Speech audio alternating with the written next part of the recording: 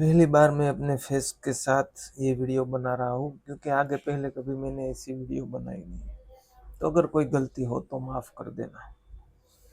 क्योंकि आज का टॉपिक मैं बना रहा हूँ, रिश्ते टूटने से कैसे बचाए या फिर रिश्ते कैसे तोड़े जाए।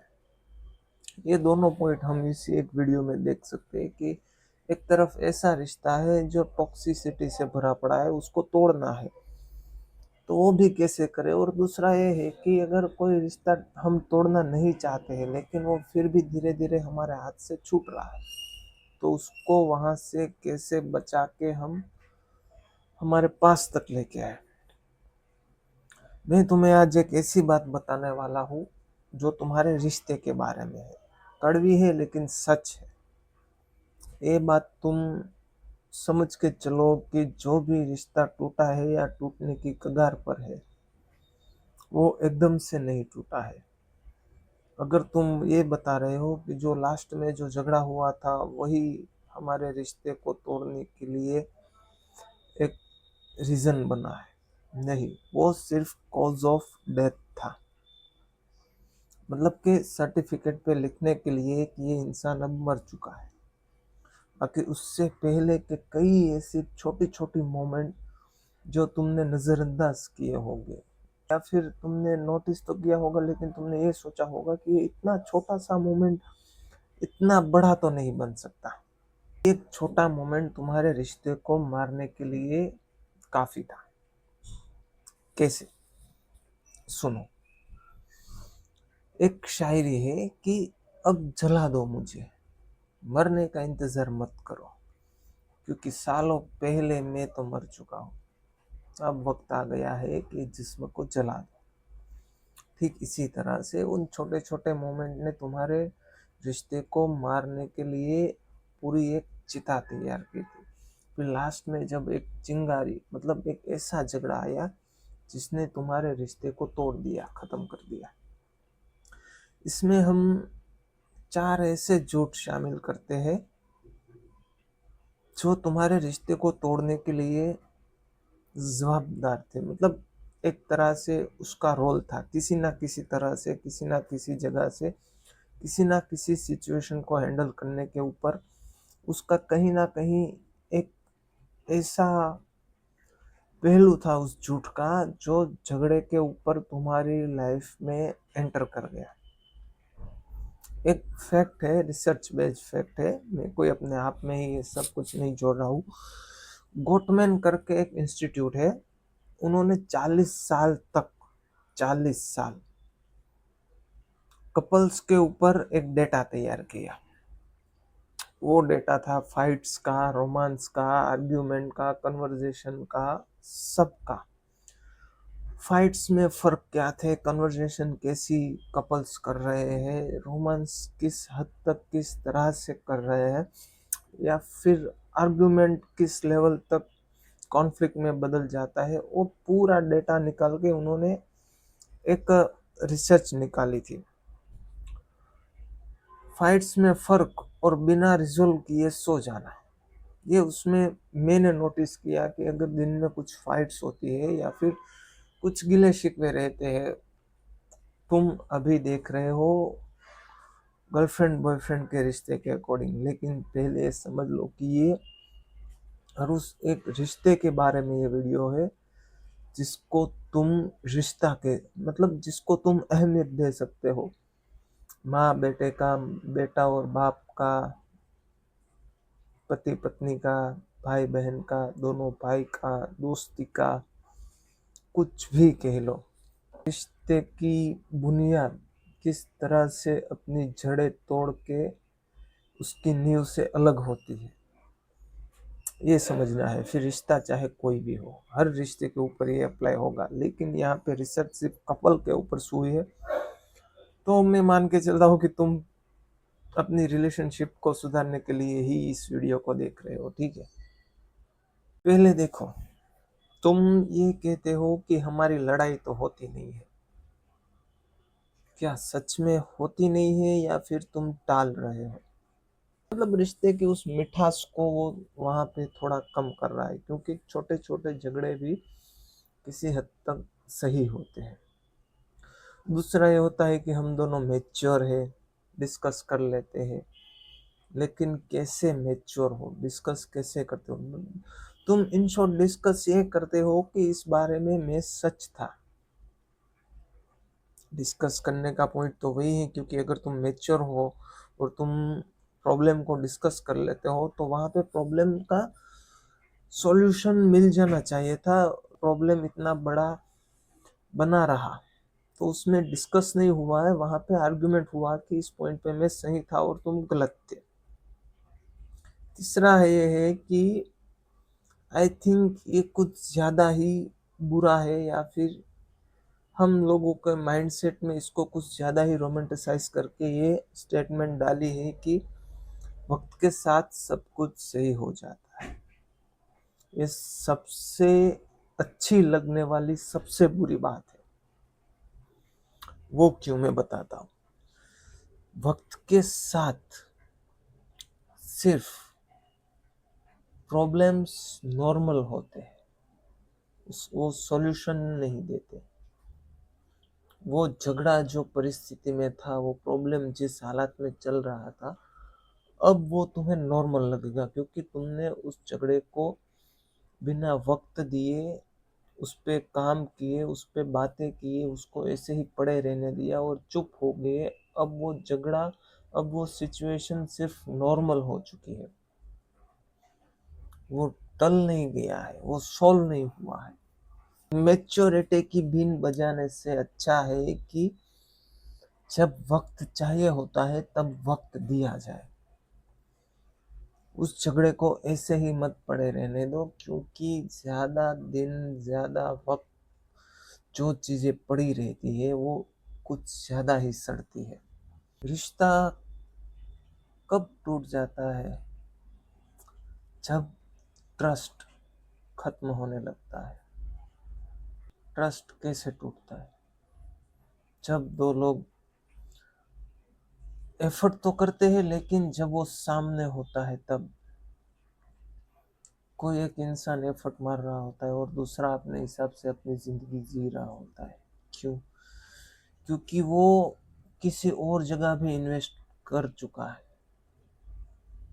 उसकी प्रायोरिटीज अब सिर्फ तुम नहीं रहे, प्रायोरिटी में तुम भी हो और कोई और भी हो,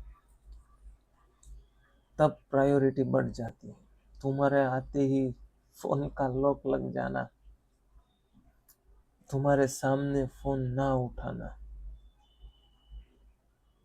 हिस्ट्री को डिलीट कर देना, मतलब क्लियर कर देना, झूठ मूठ का तुम्हारे सामने तुम ही उसके लिए सच्चे राही हो, वो जताना। रिश्ता ऐसे ही खत्म नहीं होता है, या तो फिर कोई तीसरा इंसान आ चुका होता है, या फिर तुम्हारे प्यार में कोई कमी है जिसकी वजह से उस तीसरे इंसान को आने का मौका मिला है। अब देखो, कुछ ऐसे पॉइंट्स है जिसको तुम लिख लो अभी। पहला है क्रिटिसिज्म, किसी बात पे बुरा भला बोलना है। दूसरा है कंटेम्प्ट, ताना मारना, नीचा दिखाना या फिर मुंह मोड़ लेना। तीसरा है डिफेंसिव, अपनी साइड को अच्छा और सच्चा बताना। लिख रहे हो? लिखो लिखो, क्योंकि तीसरे इंसान क्यों आया है तुम दोनों के बीच में, वो जानना है। तो फिर ये चारों पॉइंट्स तुम्हें कुछ ज्यादा ही हेल्प करेंगे। चौथा था स्टोन वॉलिंग, ये सबसे बड़ा किलर साबित होता है। रिश्ता यहाँ से बिल्कुल खत्म हो चुका है स्टोन वॉलिंग पे आके। क्रिटिसिज्म, इसको तुम कैसे ले सकते हो? एक गलती को सामने वाले की पर्सनालिटी के ऊपर हमला करने का वेपन बनाना। कैरेक्टर कह लो, पर्सनालिटी कह लो, मतलब उसकी आदत को उसकी पर्सनालिटी के ऊपर अटैक करने के लिए ऐसा वेपन तैयार करना जिसको हम बोलते हैं क्रिटिसिज्म। मतलब उसने कभी कोई गलती की तो तुम्हारा इस तरह से उस पे हमला करना कि तुम हर बार ऐसा ही करते हो, मेरी बातें कभी सुनते ही नहीं हो, तुम्हें मेरी फिक्र ही नहीं है। क्रिटिसिज्म की वजह से उसके सारे एफर्ट्स के ऊपर तुमने पानी फेर दिया।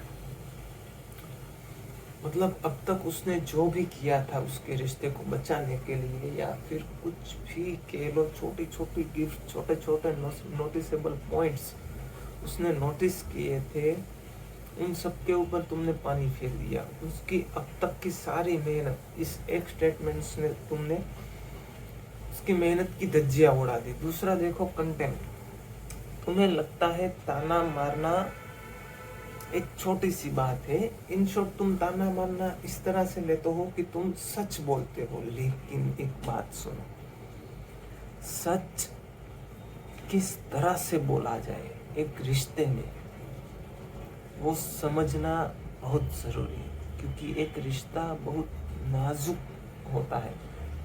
ऐसा समझ लो, एक तुम्हारा रिश्ता अगर 50 साल भी पुराना है तब भी वो नाजुक है।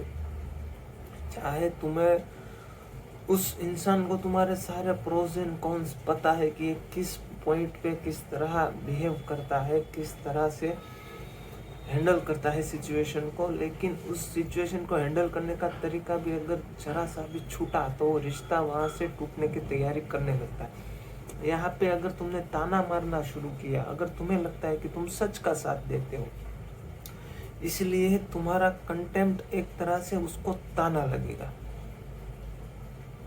टोंट मारना, अगर तुम किसी को लाठी से मारो तो वो शायद नहीं मरेगा, लेकिन टोंट मारने पर वो इंसान जीते जी मर जाता है। कि वहां पे अब धीरे धीरे नफरत पनप रही है, प्यार अब धीरे धीरे खत्म हो रहा है। ताना मारने की बात को इतना छोटा सा समझ के तुम इसको इग्नोर मत करो। अब आते हैं डिफेंसिव के ऊपर, जवाबदारी से भागना। जब भी आर्ग्यूमेंट और झगड़ा होता है, तुम क्या करते हो? सोचो। अपने आप को एक डिफेंसिव मोड पे लाके अपने खुद के लॉयर बन के सामने वाले का केस कैसे हरा के खुद की जीत की जाए, उस हिसाब से तुम एक पूरा कन्वर्सेशन का स्ट्रक्चर बनाते हो।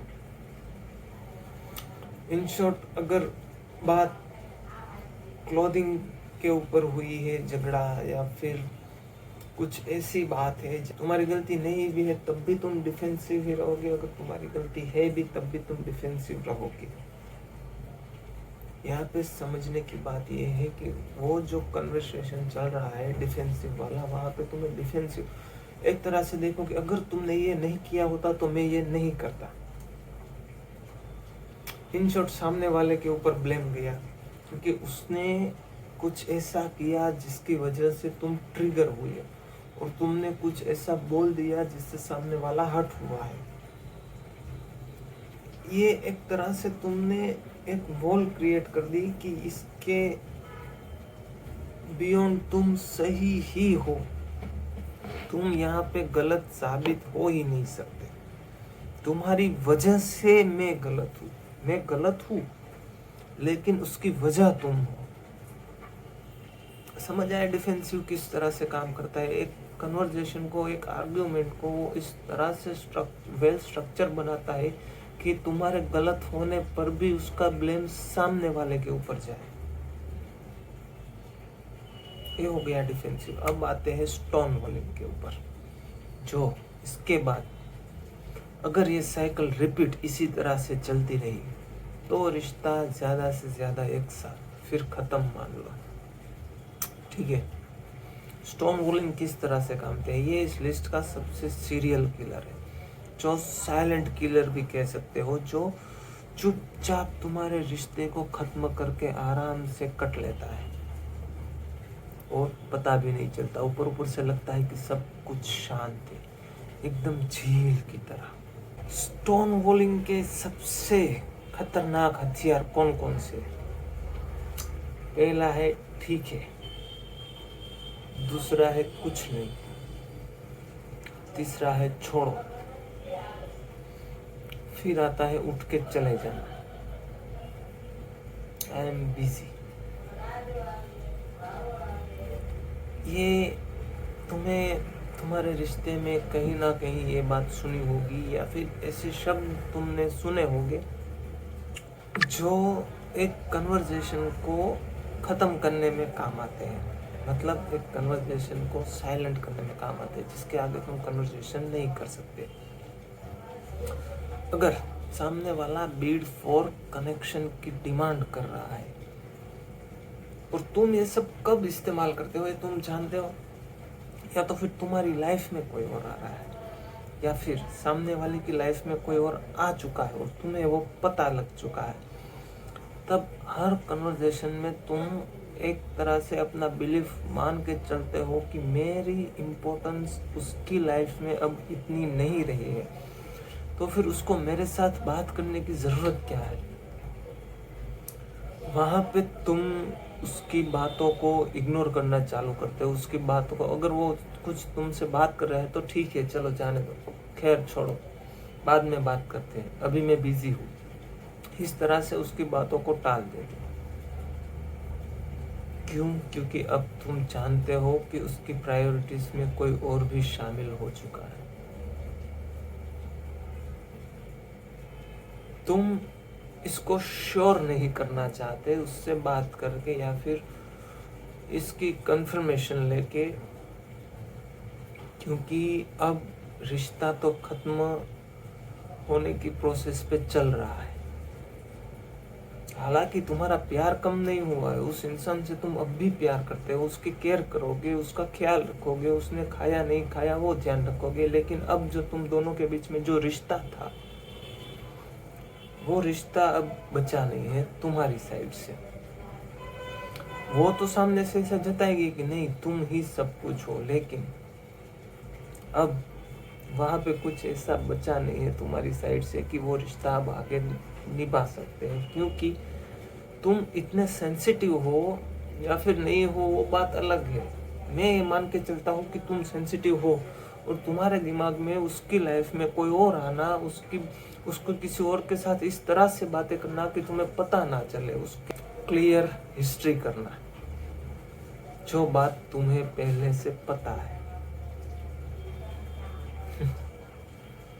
तब आती है स्टोन वॉलिंग, तब तुम चुप हो जाते हो, कुछ नहीं, मैं बिजी हूँ, सब ठीक है। तब वो रिश्ता शांत हो जाता है, एकदम चुप। वो जब सामने से तुमसे आके बात करते हैं, बीट फॉर अटेंशन करते हैं, तब भी तुम उसको इस तरह से इग्नोर करते हो, फोन चलाते रहते हो, कुछ भी जो इतना इम्पोर्टेंस भी नहीं है फिर भी तुम उसको उस हद तक इम्पोर्टेंस देते हो कि उसकी बातों को सुनना ना पड़े। ये आती है स्टोन वॉलिंग। समझ आ गया किस तरह से रिश्ता टूटता है।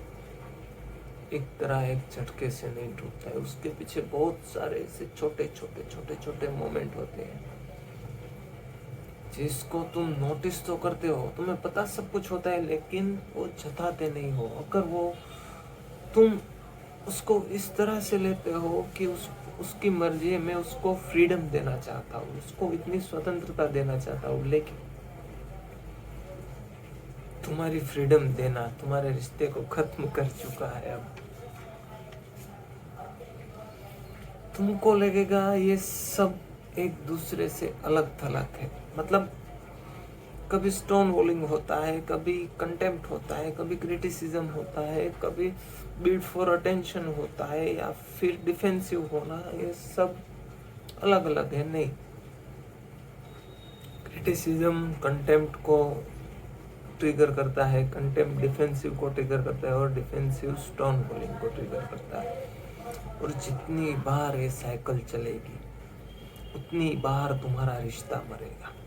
एक ही घर में, एक ही बिस्तर में, एक दूसरे की केयर भी करोगे, एक दूसरे से प्यार भी जताओगे, लेकिन रिश्ता नहीं बचेगा। क्यों? क्योंकि अब लड़ाई भी शांत हो चुकी है, रूठना मनाना भी अब नहीं बचा है। उसको भी पता है कि तुम्हारा बिहेवियर इस तरह से क्यों है, और तुम्हें भी पता है कि तुम ऐसा बिहेव क्यों कर रहे हो। अब अगर इस रिश्ते को बचाना है, हालांकि मेरा ये मानना है पर्सनली कि अगर वो सामने से वो रिश्ता खत्म होना ही चाहता है तो उसको बचाना कोई एक तरह से तुम मान के चलो कि एक आजाद पंछी को तुम पिंजरे में कैद करना चाहते हो, तुम उसकी सारी जरूरतें पूरी करोगे, लेकिन पिंजरा और आजादी दोनों चीजें देखने में सही है। पिंजरे में उसको हर वो जरूरियात पूरी हो जाएगी, तुम उसको पूरी करोगे, लेकिन वो पिंजरे के बाहर अपनी मर्जी से जो भी खाना चाहेगा वो खाएगा, भूखा भी रहेगा तो वो ये मान के चलेगा मैंने पूरी मेहनत कर ली, बाद में भूखा रहा।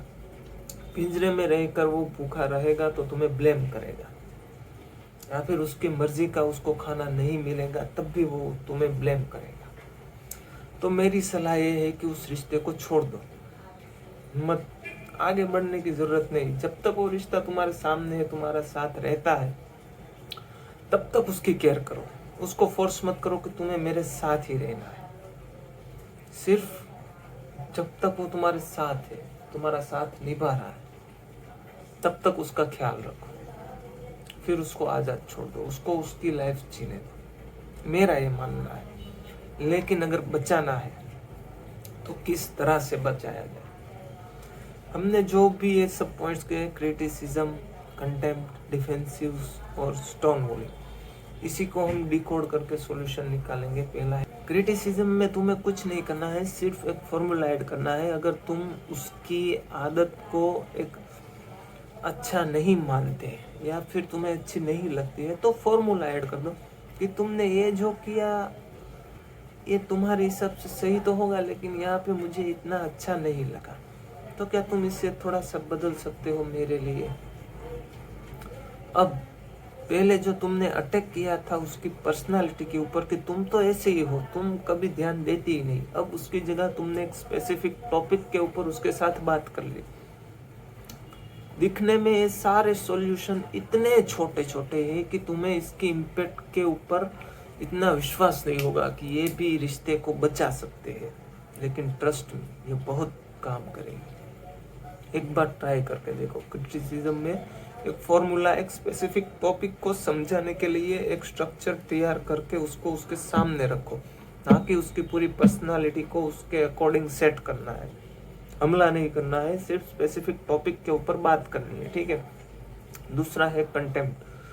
जब भी ताना मारने वाला मोमेंट आए तब खुद को शांत कर लो, थोड़ी देर के लिए गहरी सांसें लो और सोचो ये रिश्ता कितना जरूरी है। तुम इस रिश्ते को बचा सकते हो या नहीं, तुम बचाना चाहते हो या नहीं। अगर तुम इसको बचाना चाहते हो तो फिर जब गहरी सांस लोगे और तुम उसका इम्पोर्टेंस देखोगे, तब वो ताना मारने की जगह तुम उसको इस तरह से डिजाइन कर लोगे कि तुम्हारी बात भी रह जाएगी और उसको ताना भी नहीं लगेगा। इन शॉर्ट उसके रूट में एक नफरत नहीं क्रिएट होगी, वहां पे प्यार बचा रहेगा। फिर चाहे झगड़ा भी हो जाए, लेकिन वो झगड़े में भी जब सॉल्यूशन आएगा तो प्यार बना रहेगा। वरना अगर ताना मारने के बाद जो झगड़ा होगा वहां पे उसके रूट्स में नफरत पनप रही होगी, वहां प्यार धीरे धीरे खत्म हो जाएगा। तीसरा है डिफेंसिव। मैं इतने नजीक आके बात कर रहा हूँ, अगर तुम्हें पसंद ना आए तो सिर्फ ऑडियो सुनो, फोन को उल्टा कर दो और सिर्फ ऑडियो सुनो कि मैं क्या कह रहा हूँ, ठीक है। मुझे देखने की जरूरत नहीं है, क्योंकि विजुअल भी इतना खास नहीं है कि तुम्हें देख के थोड़ा एस्थेटिक लगे, लेकिन बातें मुझे ऐसा लगता है कि थोड़ी अच्छी है कि शायद तुम इसको समझो तो तुम्हारा रिश्ता या तो बच जाए या फिर जो टॉक्सिक रिश्ता है उससे छुटकारा मिल जाए, दैट्स इट। और कुछ मेरा मोटिव नहीं है।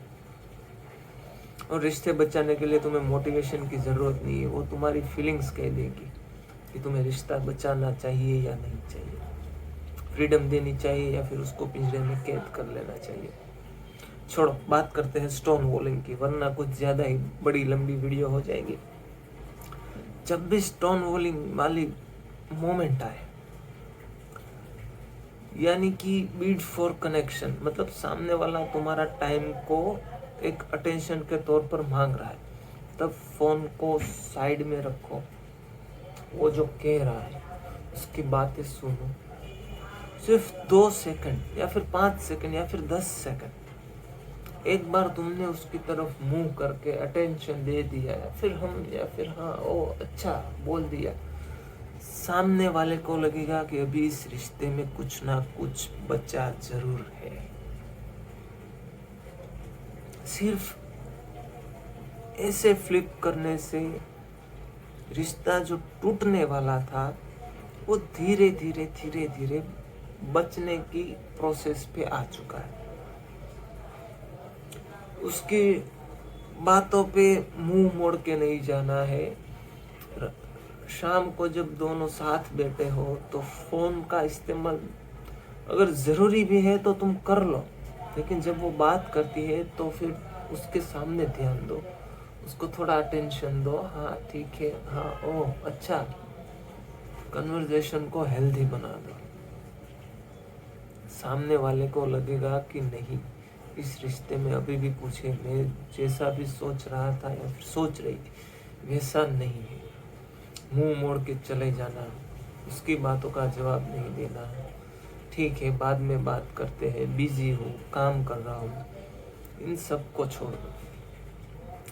ये सारे टॉपिक, ये सारे मैंने जो भी सॉल्यूशन बताए वो बेहद ही छोटे छोटे हैं, लेकिन वो इतनी बड़ी इम्पैक्ट डालेंगे। अगर तुम इसका इस्तेमाल करोगे तो इतनी बड़ी इम्पैक्ट डालेगी कि तुम्हारा रिश्ता कब वापस ट्रैक पे आ गया तुम्हें पता भी नहीं चलेगा। इस वीडियो को और लंबा ना करते हुए, क्योंकि ये रिश्तों की बात इतनी गहरी होती है कि इसके ऊपर तुम जितनी भी बातें करो और नई बातें निकल आती है और नई बातें निकल आती है। और हालांकि मैंने आज तुम्हें इस वीडियो को सुनने में इतना कंफर्ट भी नहीं दिया, इतना विजुअल अच्छा भी नहीं दिया है, तो इसको और लंबा नहीं खींचते, इसको यहाँ पर भी एंड करते हैं। और तुम इस साइकिल को, रिश्ता बचाना है तो इस साइकिल को ऐड करो, जो भी हमने सॉल्यूशन ओरिएंटेड बातें की। और अगर नहीं बचाना है तो उस तरह से बिहेव करने लगो और रिश्ता अपने आप ही खत्म हो जाएगा। ठीक है, तुम उसको फ्रीडम देना चाहते हो या फिर उसको अपने साथ रखना चाहते हो, ये बिल्कुल तुम्हारे ऊपर है। इस पे मैं कोई तुम्हें बता नहीं सकता कि तुम इसको ऐड करो और अपना रिश्ता बचा लो। नहीं बचाना है तो बचाओ, नहीं बचाना है तो बाढ़ में जाए। फ्रीडम और पिंजरे में रखा हुआ वो बर्ड, उनमें से तुम्हें चूज करना है कि तुम्हें क्या रखना है। ठीक है, बाकी मिलते हैं अगली वीडियो में। और हाँ, अगर कुछ भी अच्छा लगा है, कुछ भी इम्प्रूव करने के लिए तुम्हें बात समझ आए तो फिर इस वीडियो को लाइक करो, शेयर करो और उस इंसान के साथ शेयर करो जिसको ये वीडियो सुननी चाहिए। तुम्हारी एक ब्रेव मूवमेंट उसके साथ शेयर करने की इस वीडियो की, या तो उसको सही रास्ता दिखाएगी या फिर नया रास्ता दिखाएगी। 2 रास्ते उसके पास ऑलरेडी है, या फिर उस इंसान को फ्रीडम देना या फिर उसको पिंजरे में कैद करना, या फिर तीसरा रास्ता दिखाएगी अपने हिसाब से प्रोसेस करके किस तरह से अपनी मैच्योरिटी को इम्प्रूव करें। मिलते हैं अगली वीडियो में, तब तक के लिए कीप स्ट्रगलिंग। Bye bye.